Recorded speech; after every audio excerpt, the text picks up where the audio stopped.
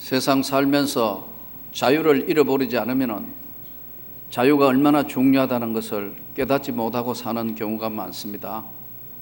우리가 살다가 내 마음대로 가고 싶어도 갈 수 없고, 자고 싶어도 잘 수 없고, 쉬고 싶어도 쉴 수 없고, 먹고 싶어도 먹을 수 없는 자유를 잃어버리면 그것은 크나큰 고통과 아픔을 겪습니다.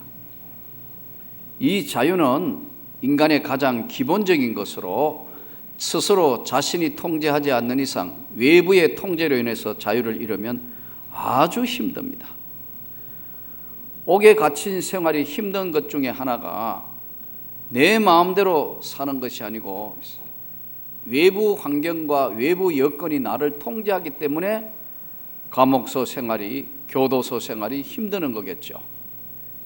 군인들이 그렇게 요즘 잘 해주고 군복도 좋아지고 먹을 거 좋아지고 여러 가지 하지만 왜 힘드냐 하면은 일정한 규율에 따라서 내 자유가 없기 때문에 힘들지 않겠습니까? 여러분들에게 주어진 이 자유가 가장 소중한 것 중에 하나라고 깨달았으면 아멘 합시다. 우리가 하나님이 주신 자유, 주의 영이 계신 곳에는 자유함이 있느니라. 이 자유를 잃어버렸을 때는 크나큰 문제가 생깁니다. 오늘 이 본문은 초대교회에 일어난 한 사건을 다루고 있는데, 아그리빠 1세라는 헤롯 왕이 이제 교회의 지도자들을 잡아 가두고 죽이기를 시작하며 본격적으로 기독교를 핍박하기 시작했습니다. 이두메 출신인 이 헤롯 왕은 배경적으로 보면 자기가 이제 유대인이 아니기 때문에, 이두메 출신이기 때문에 항상 자기 자리가 불안정했습니다. 언제 누가 모반을 일으킬지 모르고, 또 유대인 새로운 왕이 올 줄 모르고 이렇게 해서 항상 불안했어요. 그러다가 보니까 로마 황제로부터 분봉한 명령은 받았지만 자리가 항상 위태로웠기 때문에 그는 권력을 유지하기 위해서 자식도 죽이고 아내도 죽이는 잔인성을 보이긴 왕이기도 합니다. 이때 의심 많고 권력에 눈이 어두운 이 헤롯은 유대인들이 뭘 좋아하느냐 가만히 보니까 유대인들이 예수 믿는 사람들, 기독교인을 핍박하니까 유대인들이 너무 좋아하거든요. 그래서 드디어 이제 본격적으로 그는 예수 믿는 사람들을 핍박하기 시작했습니다. 그때 헤롯 왕이 손을 들어 교회 중에서 몇 사람을 헤아려 하여 요한의 형제 야고보를 칼로 죽이니, 12제자 중에 보아너게 우리의 아들이란 이 야고보를 칼로 죽였다. 그러니까 기독교 입장에서는 순교를 당했고, 유대인들 입장에는 볼 때는 야, 헤롯 왕이 이제 잘한다, 이렇게 인기를 얻기 시작했습니다. 유대인들이 이 일을 기뻐하는 것을 보고 이제 교회의 당시 지도자였던 베드로로 잡으려 할세 때는 무교절 기간이라. 이 무교절 기간이라는 것은 성경에 보면은 출애굽기 12장 이제 3절 4절에 무교절 기간에 대해서 말씀이 나오는데, 이 당시에 유대인들이 애굽에 종살이를 했을 때에 하나님께서 그들에게 은혜를 주셔서 종에서 해방되어 자유인이 돼서 약속의 땅 가나안 땅으로 가기 전에 바로 왕이 절대로 해방을 하지 못하도록, 자유를 얻지 못하도록 계속 노예 생활을 강요합니다. 그런데 하나님께서 모세를 통하여 10가지 재앙을 내리는데 마지막 재앙이 장자들을 다 죽이는 무서운 재앙을 내릴 때 양의 문지방에 양의 피를 묻혀놓은 집은 다 그 재앙이 건너가게 했단 말이에요. 그래서 유대인들은 전부 이제 그 하나님의 약속을 믿고 문지방에다가 어린 양의 피를 묻혀놓고 그 집에 있으면 죽음이 찾아왔다가 건너뛰었다 해서, 이렇게 오다가 건너뛰었다 해서 유월절입니다. 그러니까 어떤 사람이든 이방인이든 하나님의 백성이든 누구든지 어린 양의 문지방에 피를 묻혀놓은 집은 죽음의 그림자가 들어가면서 건너서 뛰었다. 그 기간에 이제 죽지 않고 살아남았던 사람들이 바로 왕이 도저히 이거 보니까 도저히 감당이 안 되니까 애굽의 장자들이 다 죽어버렸다. 그러니까 번쩍 소리를 들었습니다. 이제 빨리 너희 백성을 데리고 나가라 해서 이 백성들이 이제 자유를 얻어서 출애굽을 한 겁니다. 이 날을 기념해서 일주일 동안 이스라엘 백성들은 약속의 땅에 들어와도 항상 그 유월절을 기억해서 저들은 기도하고 썬 나무를 아주 썬 나무를 하고 전혀 누룩이 들어가지 않는 그냥 밀가루만 구운 반죽에는 그것을 맛이 뭐가 있겠어요? 그거를 일주일 동안 먹는 기간이 무교절기 기간이라 이렇게 이야기합니다. 이 무교절 기간이라 유월절 후에 백성 앞에 끌어내고자 하여 이에 베드로는 옥에 갇혔고 교회는 그를 위하여 간절히 하나님께 기도했더라. 왜? 야고보는 이미 순교당했고 교회 입장에서 볼 때는 이 큰일 났다. 이제 베드로까지 만일 잡혀서 죽으면 교회에 큰 문제가 오고 하나님의 보호하심에 절대적인 문제가 크게 되기 때문에 하나님 앞에 하나님이 보호해 주시라고 교회는 간절히 기도하고 있더라. 깨닫고 마가라는 요한의 어머니 마리아의 집에 가니 여러 사람이 거기 모여 간절히 기도하고 있더라. 왜? 이제 크나큰 문제가 생겨서 본격적으로 기독교 핍박이 시작됐으니까요. 이때 하나님이 오늘 옥에 갇혀있던 베드로를 끌어내 주시고 빼내어 주시는 장면이 오늘 본문에 나오는 장면들입니다. 헤롯이 잡아내려고 하는 그 전날 밤에 베드로가 두 군인들 틈에서 두 쇠사슬에 매어 누워 자는데 파수꾼이 문 밖에서 옥을 지키더니 홀연히 주의 사자가 나타났다. 주님의 사자가 나타나며 옥중의 광채가 빛나며 베드로의 옆구리를 쳐 깨워 이르되 급히 일어나라 하니 쇠사슬이 그 손에서 벗어지더라.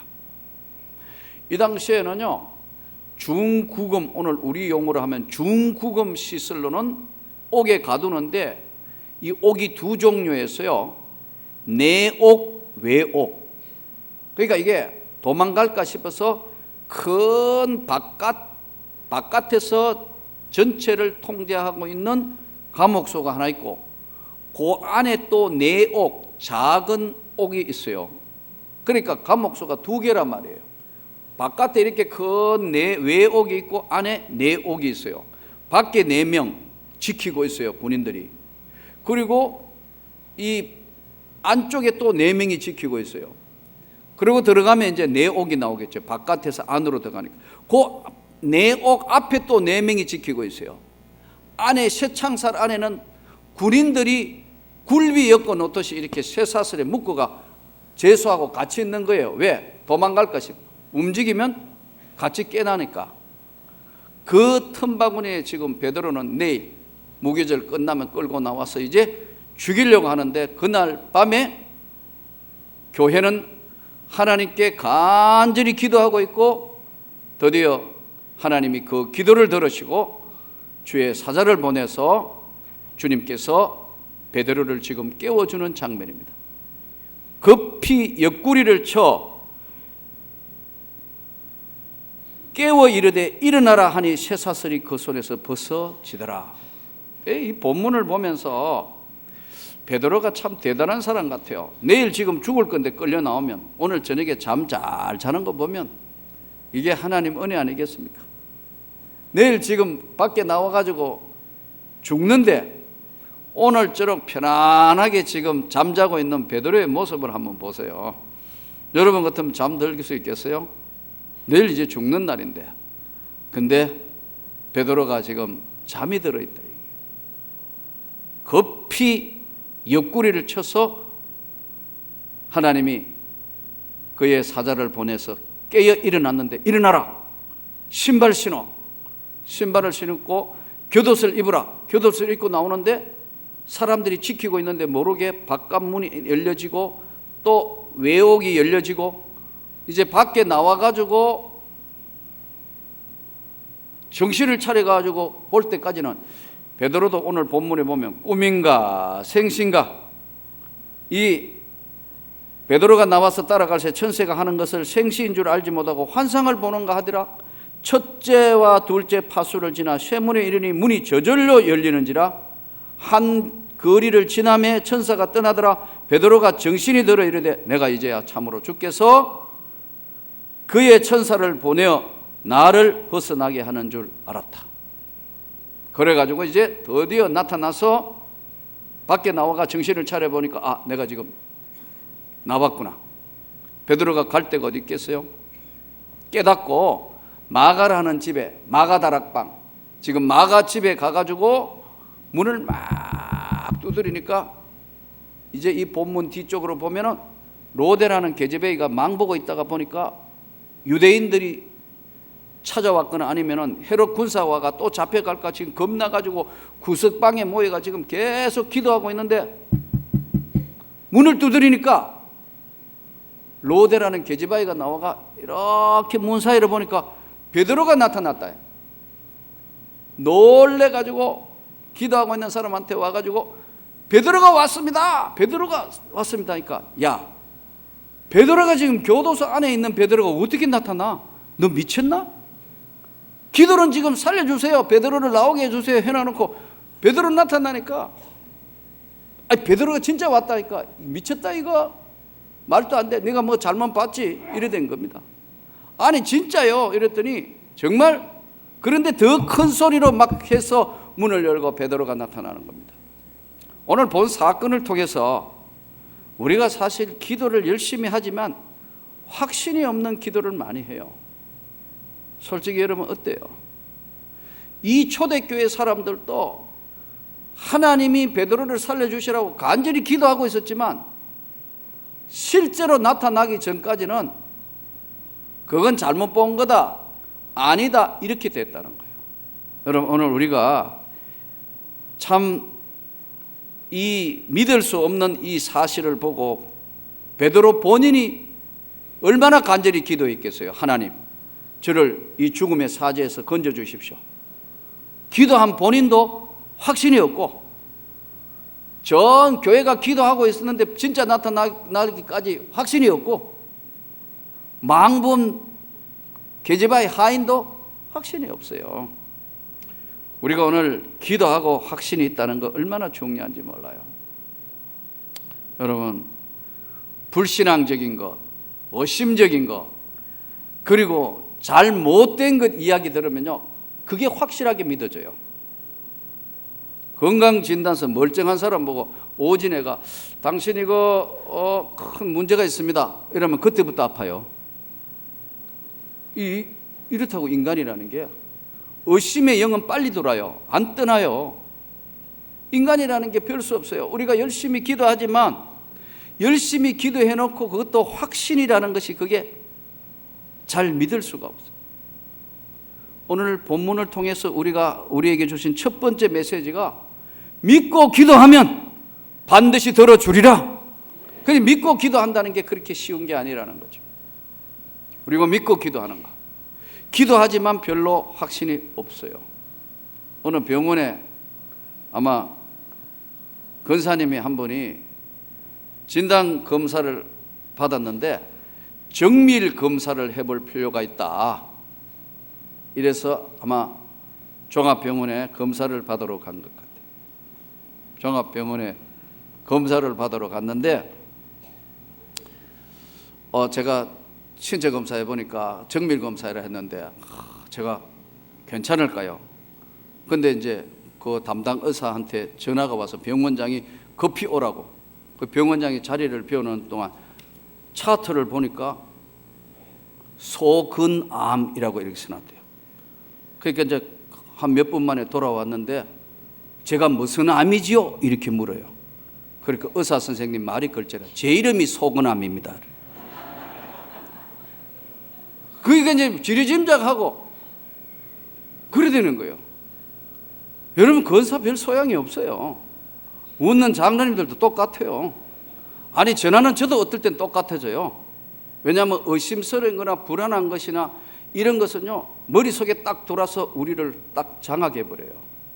그렇기 때문에 열심히 기도하고 간절히 구하지만 기도에 대한 확신이 부족하다. 오늘 베드로도 그랬고 로데도 그랬고 기도하고 있는 교인들도 그랬다. 그러나 우리가 알아야 할 것은 기도의 응답을, 기도의 능력을 절대로 과소평가해서 안 돼요. 잘못하면 우리는 기도하고 있지만 본인이 기도에 대한 확신이 없을 때가 많다니까요. 그래서 기도는 뿌리가 있어요. 기도의 뿌리가 내려지도록 기도해야 돼요. 조금 기도하다가 기도 응답될 만할 때 그때 끝내는 사람 많아요. 기도의 뿌리가 내려지도록, 기도의 능력이 나타나도록 끝까지 기도해야 합니다, 여러분.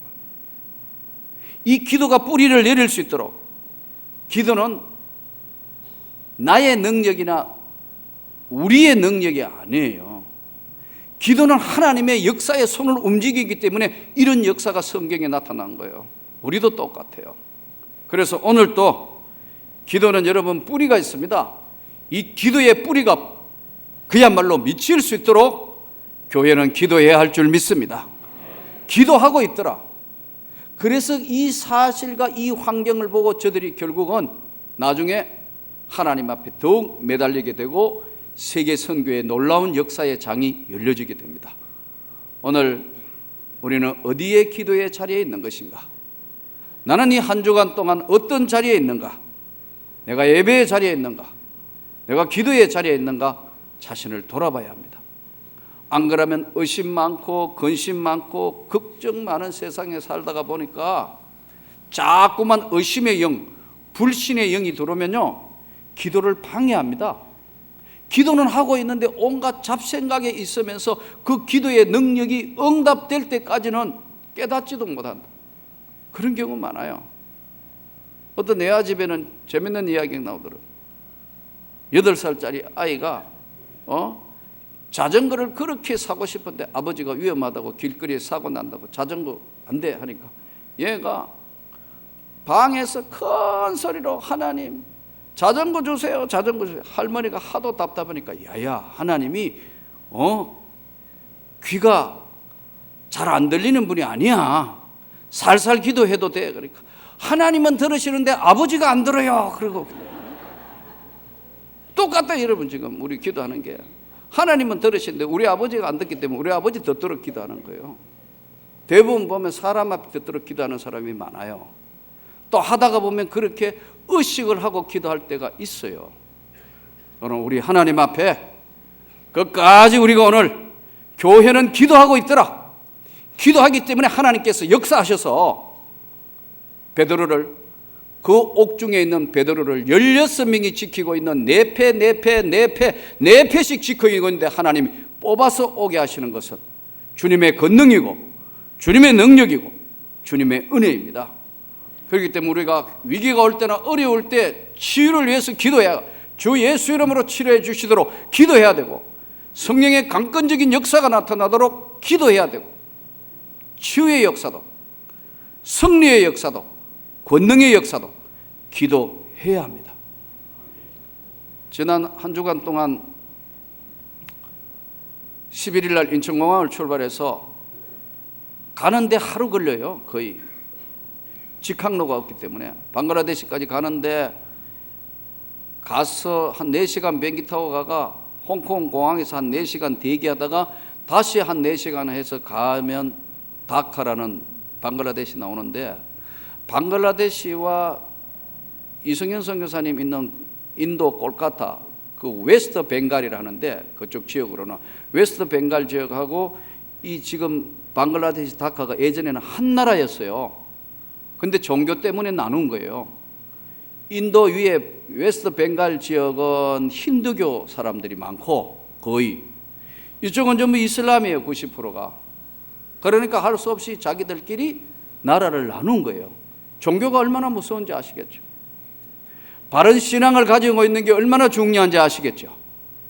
예수 믿는 게 얼마나 중요한지 보여주는 한 사례예요. 사실은 딱 나눠서 나라를, 비행기를 타고 사실 방글라데시에서 다카에서 콜카타까지 이륙 후 40분밖에 안 걸리더라고요. 그러나 교통이 열악하니까 그 길을 가려면 열몇 시간 가야 돼요, 자동차로는. 도로 사정이 안 좋으니까. 그래서 이제 그 수요일까지 방글라데시 다카에 있다가 그 다음에 수요일 이후 이제 금요일 밤 12시까지 공항에 야간 비행기를 타고 나와야 되기 때문에까지 이제 인도 콜카타에 있었어요. 두 나라 다가 환경이 거의 가깝기 때문에 비슷해요. 지도상으로도 가깝고. 지금 12월부터 2월 말까지는 낮에는 한 26도, 8도 요 사이고 밤 되면 한 20도에서 한 23도 요 정도 되는 것 같아요. 이때가 지금 제일 살기 좋을 때입니다. 그때 지금 갔어요. 3월부터는 35도, 40도 막 올라갔네. 이제 한여름 이제 5월달쯤 되면 45도, 어떨 때는 50도 올라갔네. 문제는 뭐냐면 습도가 많아가지고요 숨을 쉴 수가 없어요. 그게 아주 열악한 환경이죠. 환경 자체가 습도가 많아서 빨래를 널어놓으면 빨래가 안 마릅니다, 여러분. 그래서 빨래를 할 수 없이 이제 선풍기에다 그 집집마다 돌아가는 선풍기, 뭐 원주민 집에는 선풍기도 뭐고 뭐 운막 같은 데니까 살 수도 없지만 정상경 집에는 선풍기 돌아가는 게 그거 이제 말르는 거예요. 말리는 거예요. 50도, 45도 생각해봐요. 얼마나 더운가. 숨을 쉴 수 없는 습도, 한정탕 열기가 그 정도로 한번 대충 보면 우리 한정탕 들어가면 한 43도, 45도 그렇잖아요. 그대로 나라 전체가 그런데 제일 좋은 때가. 그런데 제일 좋을 때는 또 뭐가 문제냐? 모기가 문제. 모기 10마리 중에 하나는 댕기열이라는 걸 가지고 있는 열병을 가지고 있는 모기한테 쏘이면 한 달 반 들어 누워 있어요. 감기처럼 오가지고 온몸이 뭐 비틀리고 이래가지고 하니까 이 모기도 너무 더우니까 모기가 힘을 못 써요. 근데 요 지금 시원할 기간에 1년 내에 빨아먹을 피를 다 빨아먹으러 오는 거라. 우리는 이번에 외국인이 가니까 외제 왔다고 따라오니까 이게 죽을 지경이에요. 비행기 안에서 여러분 모기를 몇 마리 잡아야 14마리 잡아서 비행기 안에서 세상에 그런 게 어디 있어. 비행기 안에 지금 박수 치고 막 이게 야단이 이게 지금. 왜냐면 하도 달라드니까 나중에 뜯기다가 에이 물든지 말든지 마음대로 해라 지금 덮어쓰고.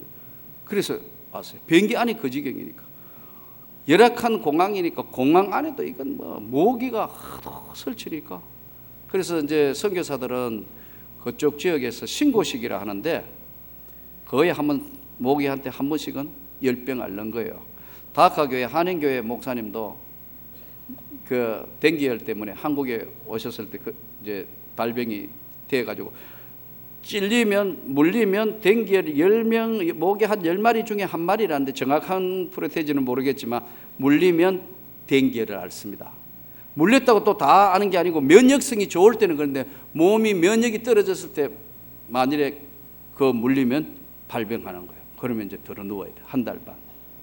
그래서 다카교회 한인교회 목사님이 한 주일 동안 보라면 병원 누워 있다더라고요.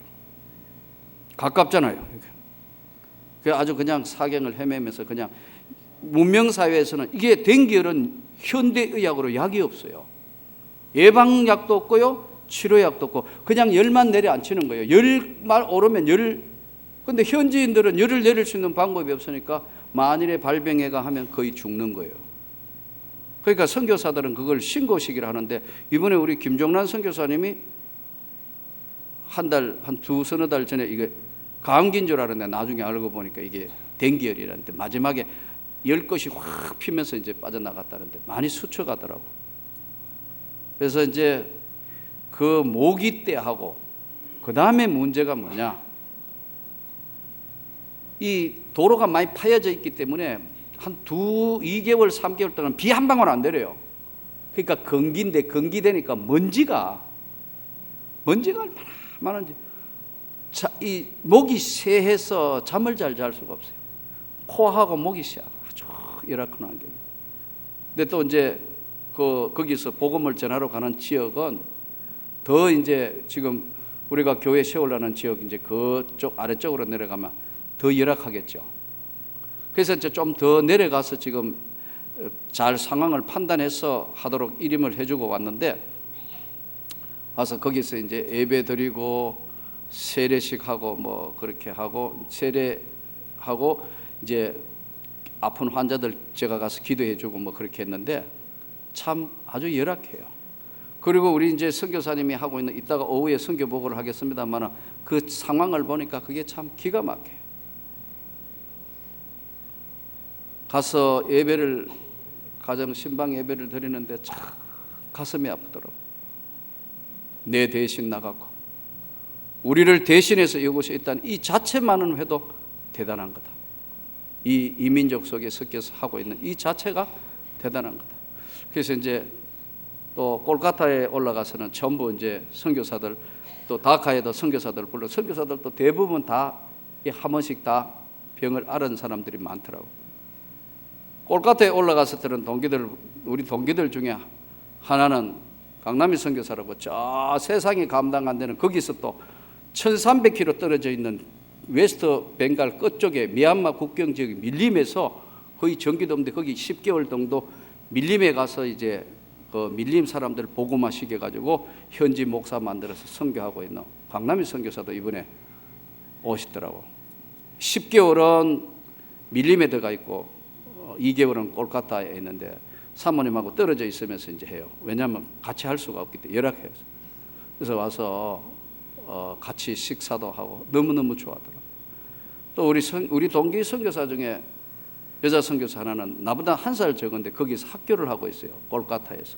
그 시골에 가가 현지인들이 하도 흉흉하니까, 위험하니까 밤에는 개를 많이 키우고, 개가 우리 선교사를 보호하고 있어. 그래서 이제 밥 먹으러 이제 식당에 대접한다 해서 제가 왔다 하니까 이제 선교사들이 아이들하고 한 20명 가까이 식사를 했는데 이제 같이 왔어요. 왔는데 얼마나 고생하고 팍삭 늙었는지. 나보다 1살 적은데 우리 집 사람이 나이가 1살 적은데 80 할머니 같다. 예. 그러니까 이게 참 정말 열악한 그런 환경 가운데 이제 복음을 전하는데, 이성현 선교사님 집에서 가서 이제 예배를 드리는데 제가 파송할 때 부탁을 했어요. 집은 좀 좋은 데 살아라. 딴 건 모르겠는데 파송교회 담임 목사와 파송하고 있는 우리 당회와 온 교회가 만일에 거기 가가 아프거나 사고 나거나 환자의 문제가 생기면 우리 그까지 쫓아가야 되고 여러 가지 복잡하다. 그러니까 제발 집은 좀 안전한 데 살아라.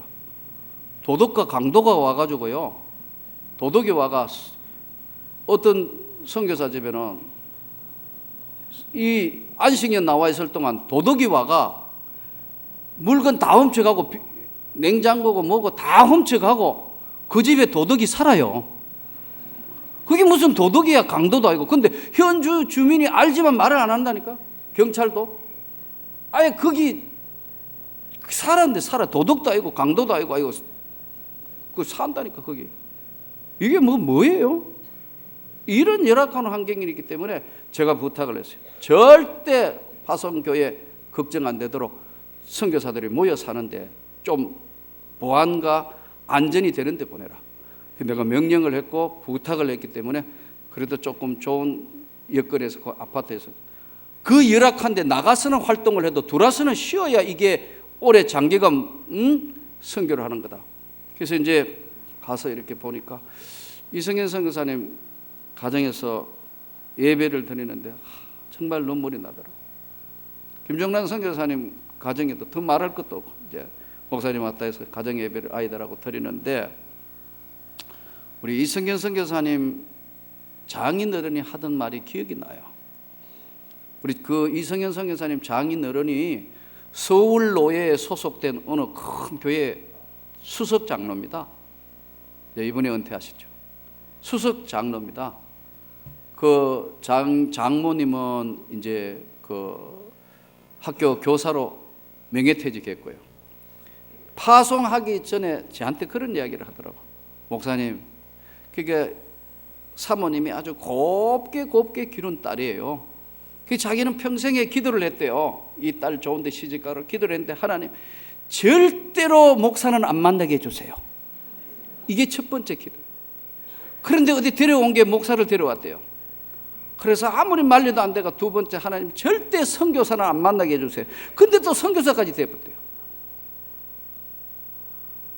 그래서 자기는 처음에는 참 너무너무 막 교회에서 선교사 보낼 때는 주여 감사합니다 했는데 내 딸이 간다 생각하니까 밥맛도 없고 참 머리가 아프던데, 막상 목사님 교회에서 파송한다 하니까 목사님하고 대화해 보니까 그래도 좀 안심이 되네요. 그 말을 하더라고요. 그게 예배 드리는데 생각이 나니까 눈물이 나서 예배를 잘 못 드리겠어요. 여러분, 오늘 우리는 이 시대에 우리 파송 선교사들은 교회가 기도하고 있기 때문에 살아있는 겁니다. 여러분, 교회가 기도하고 있기 때문에 하나님의 역사의 손길이 움직이는 겁니다. 더욱 열심히 기도하고 저들을 잘 뒷바라지해서 저와 여러분이 가야 될 선교 자리에, 가장 열악한 자리에, 방글라데시 같은 데는 10년 동안 총회가 파송을 안 해서 갈 사람이 없어요. 너무 열악하니까 10년 동안 없다가 우리 김종란 선교사가 선교 지원을 거기에 한 겁니다. 여러분, 선교 자리라도 아주 열악한 자리. 우리가 오늘 주의 말씀을 기억하면서 더 열심히 기도할 수 있기를 바랍니다. 기도의 응답과 확신을 가지고 우리가 있는 자리에서 기도해서 하나님의 큰 역사를 교회가 이루어갈 수 있기를 주 예수 이름으로 축원합니다.